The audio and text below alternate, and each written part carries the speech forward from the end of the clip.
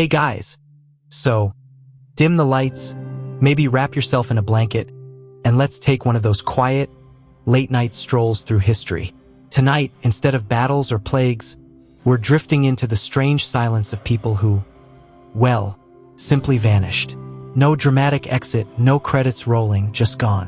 Which, honestly, feels very on-brand for human history. People have been disappearing without explanation for centuries, usually leaving behind confused servants, panicked relatives, and at least one dramatic conspiracy theory.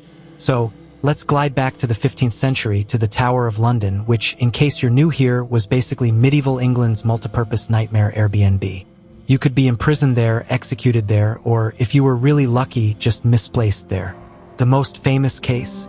The two princes, Edward V and his younger brother, Richard of Shrewsbury. The boys were tucked away in the tower in 1483, supposedly for their protection.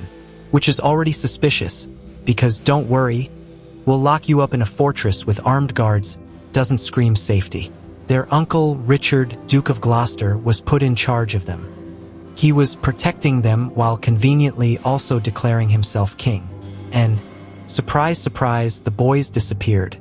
No records, no public funeral, just nothing. Centuries later, bones were found hidden under a staircase in the tower, and people said, "Ah, must be them." But since no one actually tested them properly until way later, we're still floating in a cloud of royal mystery. Did Richard have them killed? Did someone else sneak them out? Or did they just invent invisibility cloaks 300 years early? We'll never know. And while we're in the Tudor neighborhood, let's float over to another royal who mastered the art of disappearing, though less mysteriously and more inconveniently. Catherine Howard, Henry VIII's unfortunate fifth wife, famously disappeared from the king's affection faster than you could say, "I definitely shouldn't flirt with other courtiers." She was executed, of course, which is not really the kind of vanishing we're talking about tonight. But it's worth remembering.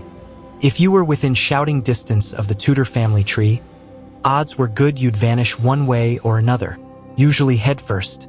But let's leave England before things get too behead-heavy and drift across to the Mediterranean, where in 1291, a Venetian merchant named Pietro Ziani supposedly vanished at sea, which, yes, was kind of the occupational hazard of being a Venetian merchant. Still, the story has its eerie charm.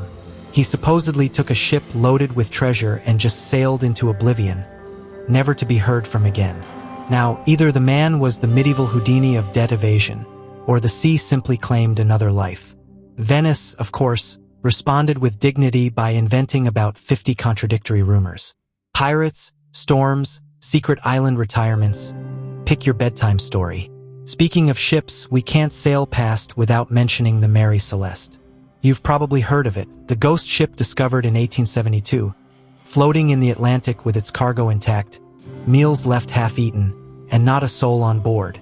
The crew was gone, but the ship itself looked like it was just waiting for someone to pick up where they left off. Investigations suggested storms, piracy, mutiny, or maybe just everyone deciding to jump into the ocean for fun.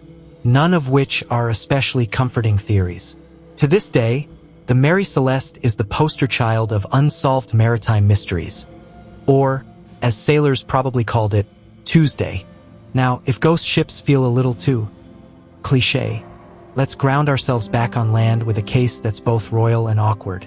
Emperor Xuanzong of the Tang Dynasty, ruling in 8th century China, had a favorite consort named Yang Guifei. She was beautiful, glamorous, and, naturally, the cause of major political headaches. During a rebellion in 756, Xuanzong fled the capital with his court in tow. Soldiers blamed Yang for the chaos and demanded her death. She was supposedly executed, except no one ever found her body. Some whispered she escaped to Japan. Others said she lived quietly under another name. Historians mostly shrug, and that shrug has lasted for over 1,000 years. But let's not forget one of the strangest vanishings of all, Louis Le Prince. He was a French inventor, best known for creating an early motion picture camera in the 1880s, which should have made him famous. Except in 1890, he boarded a train in Dijon and didn't arrive in Paris. His luggage was gone, his body never found. The man who may have been the true father of cinema simply disappeared between two train stations. Some say suicide, others murder, or maybe a patent dispute that ended very badly. Or, more amusingly, maybe he just invented the first jump cut in real life. And speaking of real-life edits, let's pause here because history is full of these strange gaps. People who should have left an ending but didn't. In the next part, we'll drift deeper into other vanishing acts. Lost explorers, royals who went poof, and maybe a few people who just had very committed midlife crises. So, where were we? Yes, the land of unexplained exits. Let's float onward. One of the most famous royal vanishings happened in France with King Louis XVII. He was the son of Louis XVI and Marie Antoinette, which, honestly, was already the worst lottery ticket a child could draw in the late 18th century. After his parents lost their heads in the French Revolution, little Louis was locked away in a Paris prison. Officially, he died there in 1795 at the age of 10. But here's the thing. Nobody outside the guards really saw his body. And almost immediately, imposters started popping up claiming to be the lost prince. For the next century, Europe had a small but steady industry of random men saying, "Surprise, it's me, Louis XVII." Historians eventually confirmed the poor boy probably did die in prison. But the mystery lingered for generations. Which is kind of dark when you think about it. The child never escaped, but the rumors did. Now, while we're still drifting in France, let's talk about Charles of Valois, the Duke of Orleans, who spent a chunk of his life in English captivity during the 100 Years' War. He didn't exactly vanish, but for decades, people in France half believed he was dead, alive, switched, or all of the above. Medieval Europe had this habit of losing track of royals like they were misplaced socks, which doesn't inspire confidence in their record-keeping.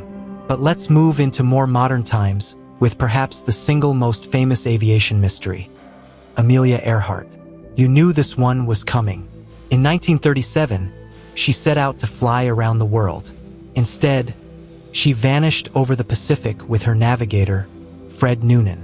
No wreckage was ever conclusively found, and the theories range from crashed into the ocean, likely, to captured by the Japanese, less likely, to secretly lived under a new identity in New Jersey.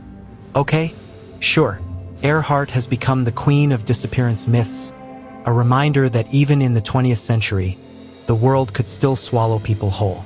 But the Pacific doesn't have a monopoly on mysteries. Let's glide to America, where Judge Joseph Crater earned himself the nickname, the missingest man in New York. In 1930, he left his office, bought a ticket to a Broadway show, waved goodbye to some friends outside a restaurant, and then never showed up again. His empty car was later found parked nearby.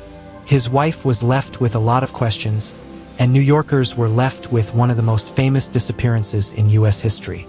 Rumors swirled, mob involvement, political scandal, secret getaway. But no Judge Crater ever reappeared, and his case remains a favorite among conspiracy buffs who really hate happy endings. Of course, we can't ignore the mysterious case of Ambrose Bierce, the American writer famous for his sharp wit and even sharper cynicism.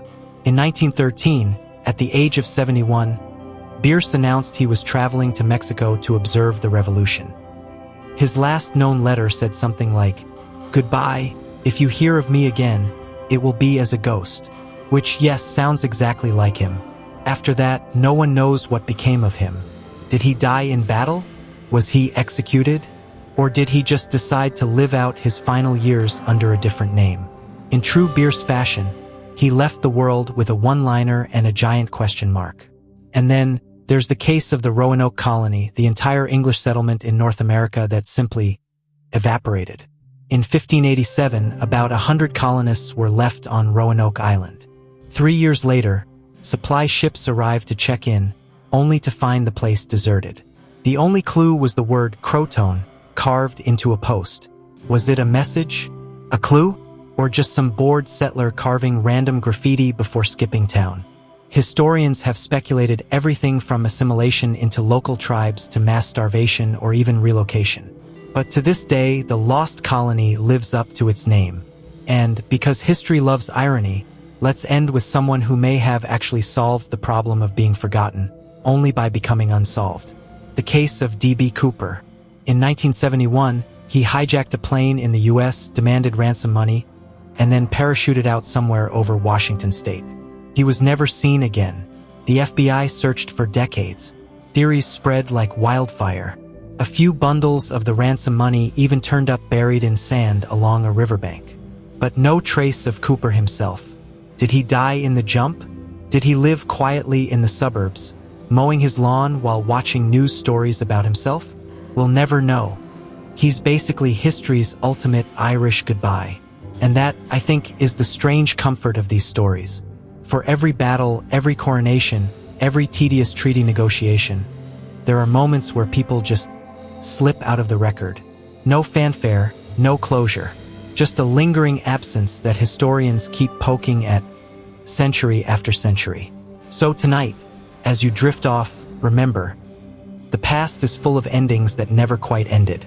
People vanish, the records crumble, and history, in all its noisy detail, still leaves space for silence. Sweet dreams, and I'll see you in the next one.